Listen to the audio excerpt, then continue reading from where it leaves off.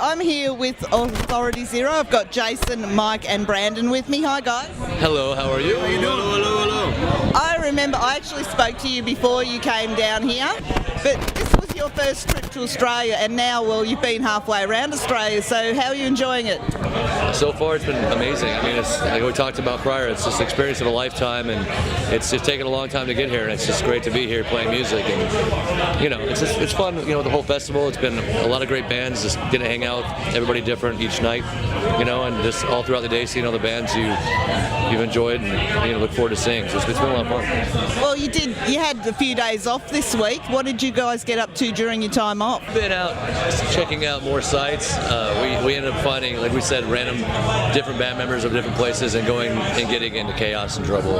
We visited the local watering holes quite a bit. There were a few times where we might have spent a little too much time at the bar, but we did make it to Bondi Beach in Sydney, and we sat at the bar there.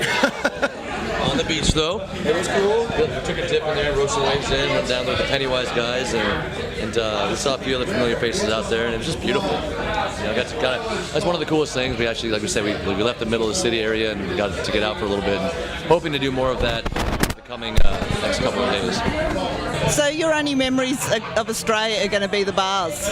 No, that's not true. That's not true. Not at all. No, we can't say that. Well, what about the crowds at your shows? How good's that been for you? You know what, man? We're playing early in the morning. We're the first band on 3D stage, you know, which is next to one of the main stages, and it's been great. It starts out really mellow, you know, but then, you know, people start coming in and you know, getting ready for the next show or whatever it may be. But obviously, when you're playing, you draw more attention, and it's been filling up pretty good, and good reaction, and we're doing everything we can to rock out as hard as we can, you know, at 11 a.m. and getting down. So it's been good. It's been great. I've been shocked every morning that people get up that early to come see our band. Yeah, it's fantastic. It being our first time here, I mean, we just feel so blessed to even be here. That the fact that there are people here singing our songs already and having a good time at the shows is just it's more than you could ever imagine. It's better than we could ever imagine. It's cool. Three Wise is like put the record out there so kids have it. You know, it'll be a year in April that it came out, and like they've done a good job of pushing it out here and getting it in the hands of kids, and like when you see them singing songs the first time you've ever played the city, it's been great because, you know, it's like a lot of kids typically in the States, you know, you want to play the old song stuff, but the kids out here are saying we want to hear stuff off the new record, which you don't hear very often, which is nice. You know, you work hard on the record and you really want to play those songs, and then it's great to hear the kids being receptive to those songs. Well, you do have the album The Tipping Point out, and as you said, that'll be a year old in April. You're going to the UK in August. Are you releasing another album or anything before then? Nothing yet. We're working on stuff right now. Actually, we've started kind of doing some writing and trying to get some new tracks together. There's talk of even an EP just to get something new out, you know, again for the kids. And we've also toyed with the idea of even an acoustic album possibly, or just working on music all around in general, you know, try and get something put together so we can have something else to push out in the coming months. And when you get back from here, you're actually going straight into another tour with the Ataris, aren't you? Yes, we are. We land in Los Angeles the day before we start the tour with the Ataris, so we get there the morning before. So it'll be nice. We'll have like one day to kind of recuperate, you know, and then next afternoon go straight away and kick it off, and then go all the way around the U.S. and then after that possibly Canada, and then Europe as well. And so, who's tried Vegemite? Anyone ventured into the Vegemite? I haven't tried it, but I switched gears from vegetarian to pescatarian, kind of. So at some point it will happen. I'll try it. I had a taste of Vegemite actually in the States on the tour that we were on right before this. We were out with Guttermouth, and their drummer Alex comes from here in Melbourne, and he had some Vegemite backstage somewhere in Texas, and he was bringing the can around to everybody. Hey man, want to try some Vegemite? And I tried it. It's salty. It's my fourth time here, so I've definitely tried it a few times. So. All right. So, Sean, you're one of the new members of the band, are you? I am. And have you been here with other bands before? Yeah, with my other band, Good Riddance. Oh, right. Oh, yeah, cool. I know them. I remember them. Not early. Where you guys from again? Santa Cruz. A little band from Santa Cruz, yeah. So is Good Riddance no more? We were just here 10 months ago, and we have a new record coming out, or we're going to record in September. And so that's after you tour the UK with Authority Zero. Oh yeah, like right after.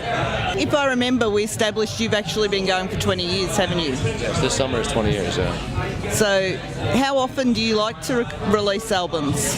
Well, we'd like to release one a year apart, but what happens in reality is usually every 3 years something comes out.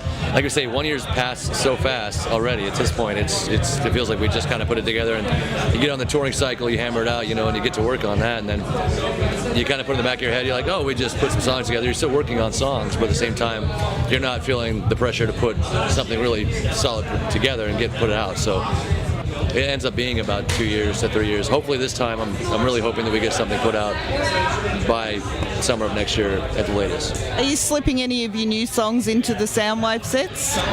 Not the newest stuff, no. Just we're really trying to, first time over here, trying to do a little bit of the old that, kids haven't heard before, and the new that they are now hearing that they're more familiar with seemingly.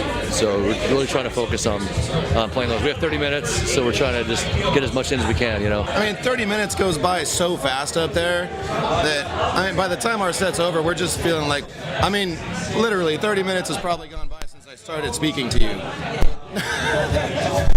So have you actually stayed to the end and seen like Green Day and people like that play? Yeah, absolutely. In Sydney was our day to go see bands, and I was running around all day long. I caught 10 minutes of a band here, 15 minutes here. There were a couple bands that I went side stage and watched their entire set. Sean and I went and saw Clutch, and that was mind-blowing. It was so good. I'm really glad that I got to see them, and I want to see Rocket from the Crypt if I can. Unfortunately today we're leaving, but I'm going to try and squeeze that in before it's all over. With your flights, because you've got Adelaide tomorrow, do they book the flights for you and you have to go, or? Yeah, it's really organized. You show up basically at the airport and they've got their stuff put together for you in a little packet. You say your band name, tell them who you're with, and they hand you the tickets. And it's extremely different than actual international flying, or even just going place to place in the States. It's really well put together, and tickets are ready for you to go, and security's pretty quick for the most part. It's good. Do you know when you might head back to Australia? Are you going to wait till you've got another festival to do? Like as soon as possible. It's been incredible. It's like I feel like strike while the iron is hot. It's like don't wait around too long to come back. Yeah. Our first time here again, kids were getting some new people interested in the group, and even the kids that were interested, it's like we really want to try and come back. I know it usually takes time in between tours, but as fast as we can get back to play and keep those people interested in what they might have seen, in the early morning, it'd be great. Free-wise, putting out the record, this is technically our first tour supporting that record here. It's through the festival, so it's like we haven't done proper club tour, to try to support it and hit as many spots as possible. Well, you can use that as an excuse that you've been checking out venues while you were here. It has been great to talk to you. You're Authority Zero on Facebook, and you're at authorityzero.com. And it's been really nice meeting you, and I hope you enjoy the rest of your time in Australia. I love it. This is my favorite place I've ever toured. Great. It has been great talking to you, and I look forward to seeing you when you do come back for your own tour, and have a good tour with the Ataris. Yeah, thanks. Thank you, Kat. Thank you very much. Thank you. Okay, thank you.